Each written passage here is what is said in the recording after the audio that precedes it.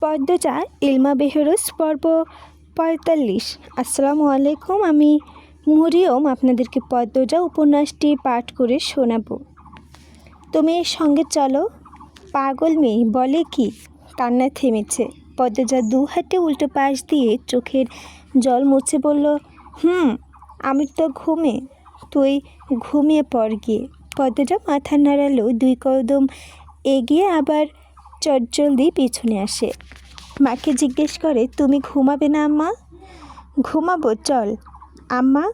Hemlata hurricane হাতে নিয়ে পদ্মজার চোখের দিকে তাকালেন। পদ্মজা বলল, তোমার জীবনের সবটা আমাকে বলেছ, কিছু আড়ালের থেকে সেটাও বলো আম্মা। কেন মনে হলো আরও কিছু আছে? হেমলতার কণ্ঠটা অন্যরকম শোনালো। মনে হয়নি, এমনি বলে রাখলাম। পদ্মজা নতুজানু হয়ে নিজের নখ খুঁটছে।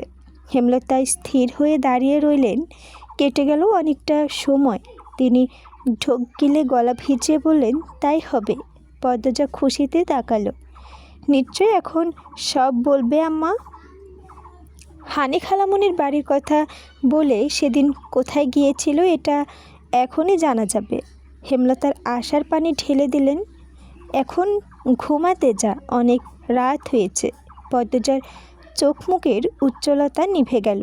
মা কাঙ্ক্ষিত প্রসঙ্গটি কেন এড়িয়ে যাচ্ছেন? পদ্মজা সরাসরি জিজ্ঞেস করার অনেক চেষ্টা করেছে, কিন্তু পারছে না। জড়তা ঘিরে রেখেছে তাকে। মা সবসময় নিজ থেকে সব বলেন। নিশ্চয় কোনো কারণে এই বিষয়ে চুপ আছেন। পদ্মজা মনে মনে নিজেকে সান্ত্বনা দিল, একদিন আম্মা বলবে। কালো মেঘে ঢাকা আকাশ, ঝিরিঝিরি বৃষ্টি পড়ছে। লাহারি ঘরের বারান্দায় হাত পা ছড়িয়ে বসে আছেন হেমলতা।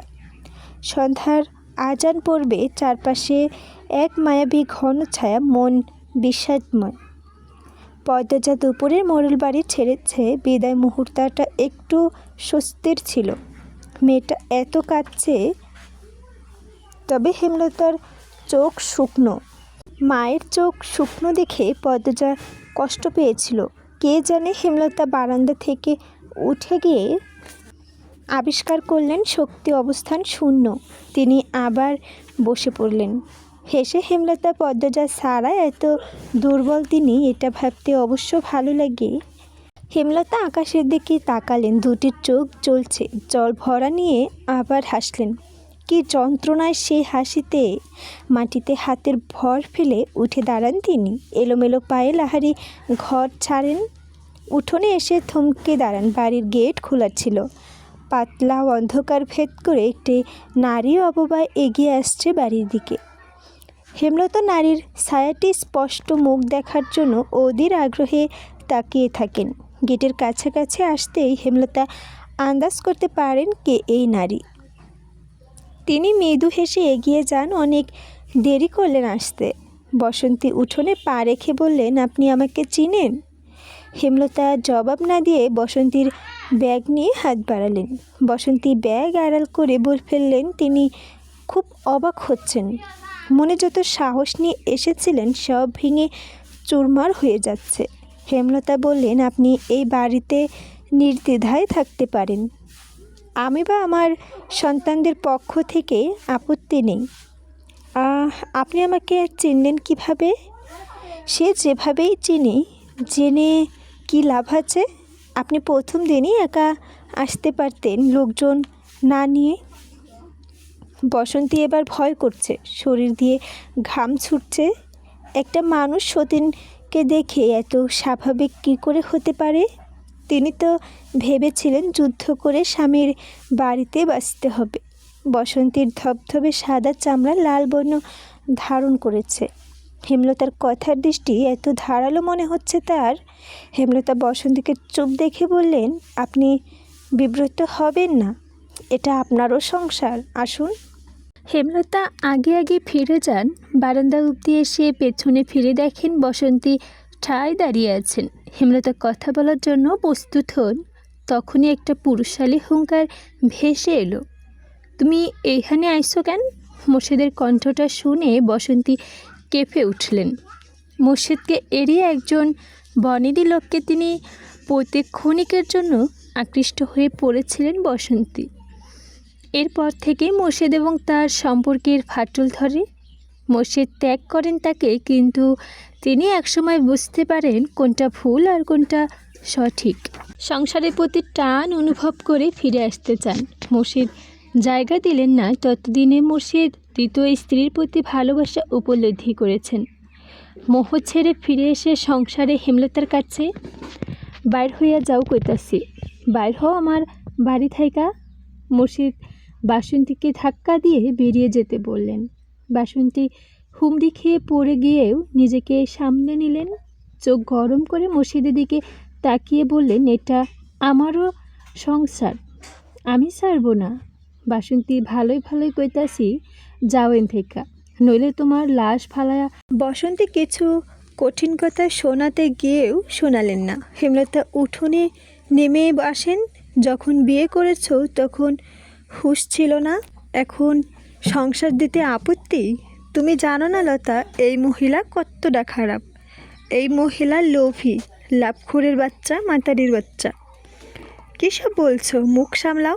মোর্শেদ কপালের রগ দপদপ করছে, নিঃশ্বাস ঘন হয়ে এসেছে। বসন্তীকে পেটানোতে হাত নিষ্পিস করছে। তবুও হেমলতার কথায় তিনি থামলেন। কিছু তীক্ষ্ণ চোখে তাকিয়ে রইলেন বসন্তীর দিকে। হেমলতা বললেন, আপনি ঘরে যান, এই ঘর আপনারও। ওনার কথা মনে নিবেন না। আপনার ঘর, এই মহিলা ঢুকলে খারাপই হইয়া যাইব। হেমলতা মোর্শেদের চোখের দিকে তাকিয়ে ইশারায় কিছু একটা বললেন। এরপর বসন্তীকে বললেন, আপনি যান সদর ঘরের ভেতরে দরজার বাঁদিকে যে ঘরটা আছে সেখানেই যান, দেখিয়ে দিতে হবে।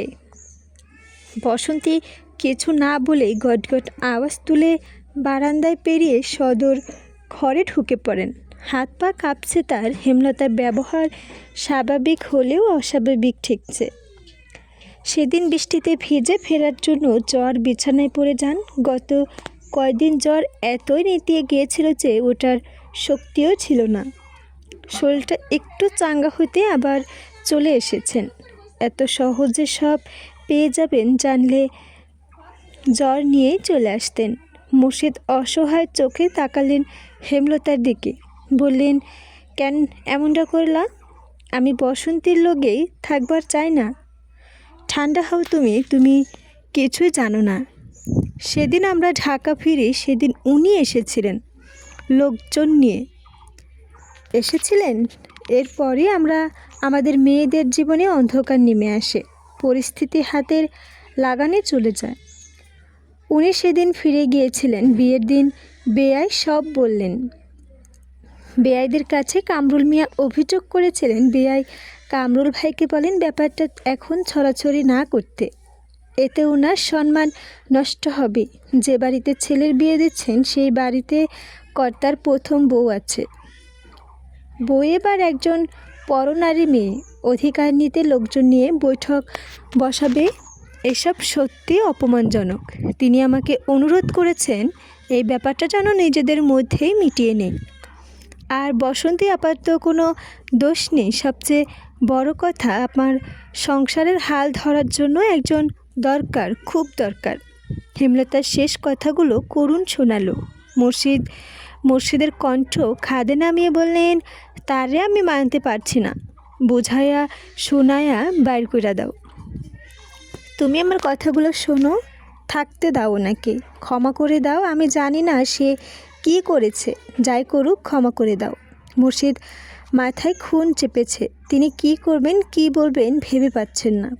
ক্রোধে আক্রোশে ফুলতে ফুলতে বাড়ির পেছনে চলে যান।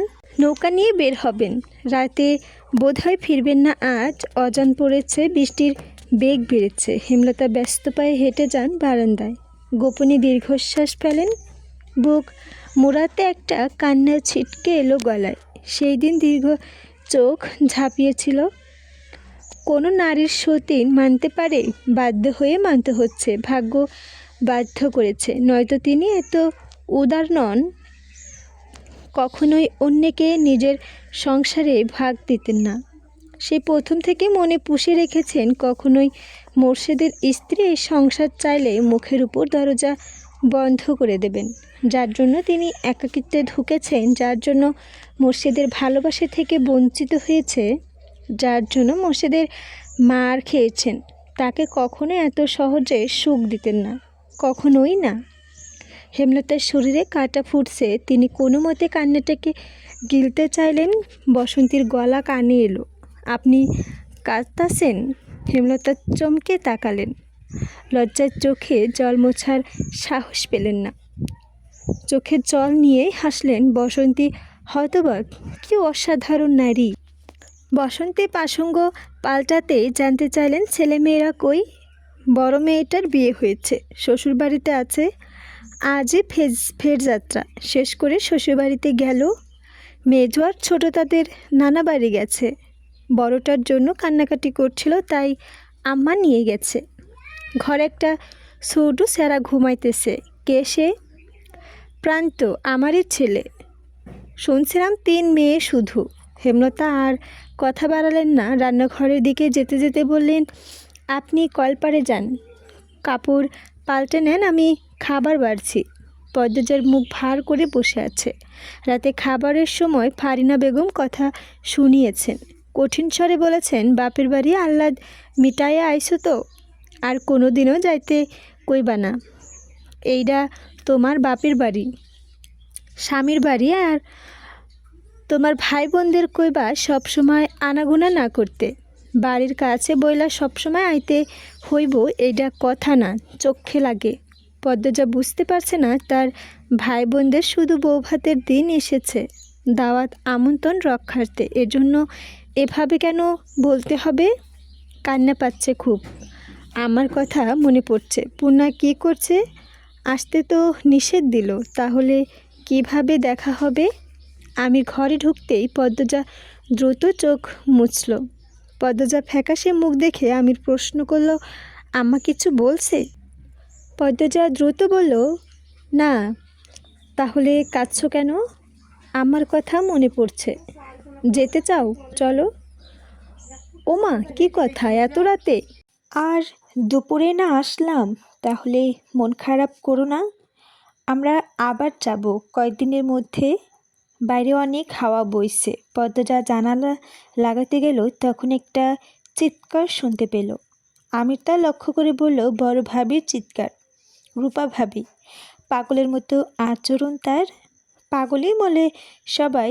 পদ্মজা কৌতূহল নিয়ে আমিরের সামনে এসে দাঁড়ালো।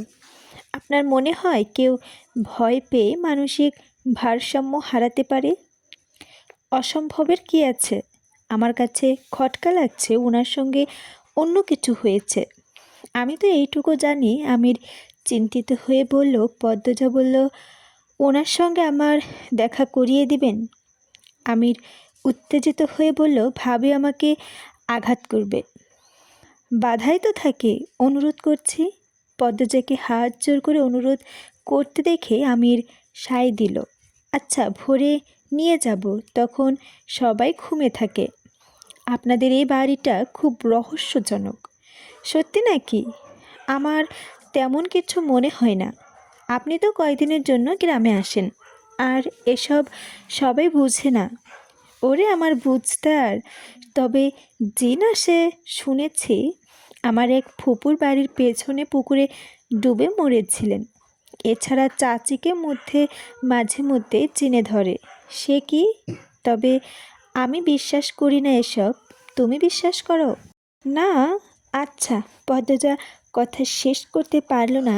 আমির পদ্মজাকে টেনে বিছানায় নিয়ে এলো।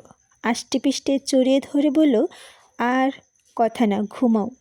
আমি ভর্তা হয়ে যাচ্ছি, এই যে আসতে ধরলাম। শুনুন না। কি? আমি পড়তে চাই। পড়বে? আমাকে অসন্তুষ্ট রেখে জোর করে পড়তে মন মানবে না। আমাকে রাজি করাবো। পদ্মজা খুশিতে গদগদ হয়ে উঠল।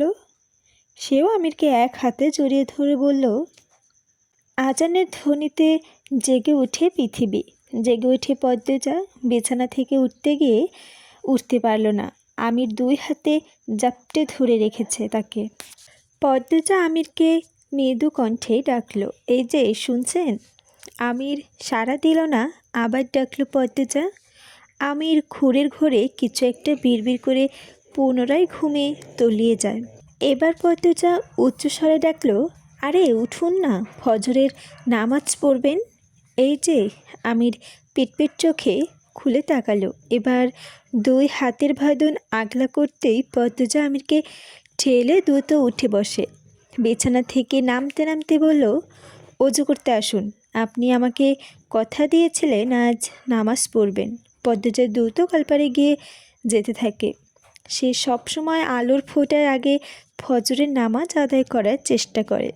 কলপার থেকে অজু করে এসে দেখে আমির বালির জড়িয়ে ধরে আয়েশ করে ঘুমাচ্ছে। সে মৃদু হেসে কপাল চাপড়ায়।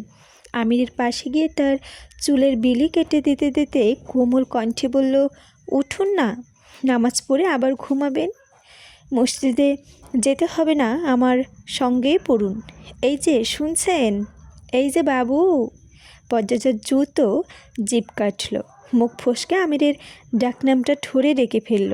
পদ্মজার সাবধানে পরখ করে দেখল আমির শুনল নাকি। না, শোনেনি। পদ্মজা হাঁপ ছেড়ে আবারও এক দফা ডাকার পর আমির উঠে বসে কাঁদো কাঁদো হয়ে অনুরোধ করে, কাল থেকে পড়ব, দয়া করে আজ ঘুমাতে দাও। পদ্মজা আর কথা শুনল না, বরং স্ত্রীর অনুনয়ের কাছে হেরে গেল আমির। সহধর্মিণী যদি এত সুন্দরী হয়, তার অনুরোধ কি ফেলা যায়? আমির অনিচ্ছার সত্ত্বেও কলপার থেকে উজু করে আগে পাশাপাশি জায়নামাজ করে নামাজ আদায় করলো দুজন।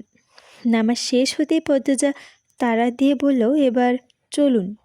আমি টুপি বিছানার উপর রেখে অবাক হয়ে জানতে চাইল কোথায়। অভিমান হলো পদ্মজার, এমনভাবে বলছে যেন কিছুই জানে না। আমিরের সত্যি কিছু মনে পড়ছে না, চোখ থেকে এখনও ঘুম ঘুম ভাব। সে শুধু ঘুমাতে চায়। পদ্মজা অভিমানী মুখ দেখে মনে করার চেষ্টা করলো, মনে পড়তেই বলল, ওহ দাঁড়াও, চাবি নিয়ে আসছি। আমির ঘরের বাইরে চলে যায়। পদ্মজা প্রবল উত্তেজনা নিয়ে অপেক্ষা করছে। জানালার পাশে দাঁড়িয়ে ভোরের স্নিগ্ধ বাতাসে সর্বাঙ্গ চাঙ্গা হয়ে ওঠে। বাইরের সবেমাত্র ভোরের আলো ফুটেছে। পদ্মজা মুগ্ধ নয়নে দেখছে বাড়ির পেছনের জঙ্গল। কি সুন্দর সব কিছু, এত এত গাছ। অযত্নে গড়ে ওঠা বন জঙ্গলের বোধহয় একটু বেশি আকর্ষণীয় হয়। প্রকৃতির রূপ দেখতে দেখতে আচমকা চোখের তারায় দৃশ্যমান হয় রানী। রানীর পরনে আকাশি রঙের সালোয়ার কামিজ। সে জঙ্গলের ভেতরে যাচ্ছে। চোর চুরি করার সময় যেভাবে চারপাশ দেখে এগোয়, ঠিক সেভাবে চারপাশ দেখে দেখে এগোচ্ছে রানী। পদ্মজা নিঃশ্বাস বন্ধ করে পুরো দৃশ্যটা দেখল। রানীর জঙ্গলের ভেতরে চলে যায়। পেছন থেকে আমির ডাকলেও পদ্মাবতী। হঠাৎ ডাক শুনে পদ্মজা মৃদু কেঁপে উঠল। আমির কপাল কুঁচকে প্রশ্ন করল, কিছু হয়েছে? না, কি হবে, চলুন আমরা যাই। পদ্মজা হাসার চেষ্টা করল। পদ্মজা যে কিছু একটা এড়িয়ে যাচ্ছে তা বেশ বুঝতে পারছে আমির। তবে প্রশ্ন করল না। রানীর কথা তুলতে গিয়েও তুলল না পদ্মজা। সে ভাবছে আগে রানী আপাকে জিজ্ঞেস করতে হবে, এখন ওনাকে বলা ঠিক হবে না। কি ভাববেন আবার? রুম্পার ঘরের দরজা খুলতেই ক্যাচ ক্যাচ আওয়াজ হলো। ঘরে ঢোকার সঙ্গে সঙ্গে নাকে দুর্গন্ধ ঠেকে। পদ্মজা প্রথম জানালা খুলে দিল। পালঙ্কের দিকে তাকিয়ে দেখতে পেল সেটি শূন্য। আমিরের দিকে জিজ্ঞাসু দৃষ্টিতে তাকালেন। আমির ইশারা করলো পালঙ্কের নিচে দেখতে। পদ্মজা ঝুঁকে পালঙ্কের নিচে দেখে কেউ একজন নিথরের মতো শুয়ে আছে, যেন মৃত লাশ। জটলাগা চুল দিয়ে মুখ ঢাকতে হাতে পায়ে বেরি। আমির পদ্মজার পাশে বসে জানালো, উনি রুম্পা ভাবি। পদ্মজা ধীর কণ্ঠে অনুরোধ করে, উনাকে একটু ডাকবেন, রেগে যায় যদি। তবু ডাকুন। আমির লম্বা করে নিঃশ্বাস ছেড়ে ডাকলো, ভাবি। ভাবি শুনছেন ভাবি? রুম্পা নড়ে চড়ে চোখ খুলল। দেখতে পায় দুই হাত ধরে একটা ছেলে ও মেয়ে বসে আছে। তাদের মুখ স্পষ্ট নয়, আলো তখনও ভালো করে ঘরে ঢোকেনি। রুম্পা শান্ত চোখে চেয়ে রইল অনেকক্ষণ। পদ্মজা হাত বাড়িয়ে বলল, আমার হাতে ধরে বেরিয়ে আসুন।